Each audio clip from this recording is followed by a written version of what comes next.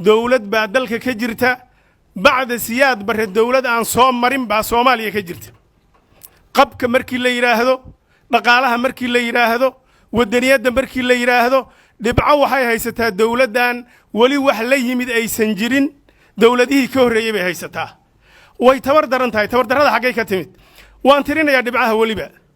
telefishinada waxaan rabaa inaa qaadataan warkaas dawladdan 3 sano iyo 5 bilood 3 sano iyo 6 bilood ra'iisul wasaare shaqeeya dawladdan baa laga arkay lambar 2 4 sano oo 2 bilood 3 bilood dhiman dawlad mushaar bixisa siyaad baraayada laga arkay miyaa diidantihiin 3 maxamed siyaad barre kadib UN tan ninkii wakiilka u ahaa dawlad qabka laho subax cayrisay ayada laga arkay lix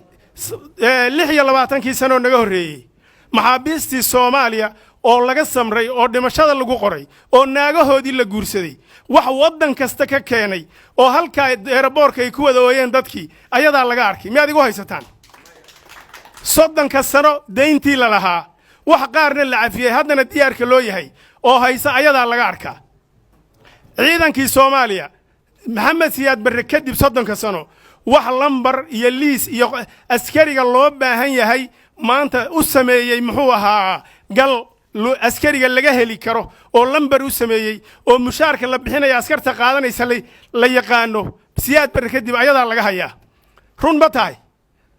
tahay saas hadda ma saxbisaan maxaad sugaysaan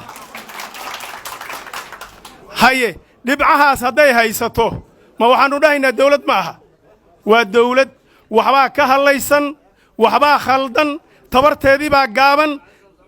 faragelinta shisheeyaha aan ku sii dar waliba 5 faragelinta shisheeyaha waxaad ogsoontihiin Turkiga ayadoo lagu shirayo gabre iyo Faarax Cabdiqaadir meeshii ku wada shirayeen wali sawirkii waa la hayaa ayadoo Jabuuti lagu shirayo waad haysaan wasiirka arrimaha dibadda oo akhrinaya kumukeygi gabre inuu kala bedelay waa garanaysaan dawlad goboleedyada markay shirahayaan macal madaxweynaha gabre inuu dhex fadhiyi jiray waad garanaysaan waa ogtihiin maanta dawlad goboleedyada Soomaaliya iyo madaxweynaha iyo ra'iisul wasaaraha iyo dawladda kaligood baa shira ajnabina uma yimaado miyaynan ahayn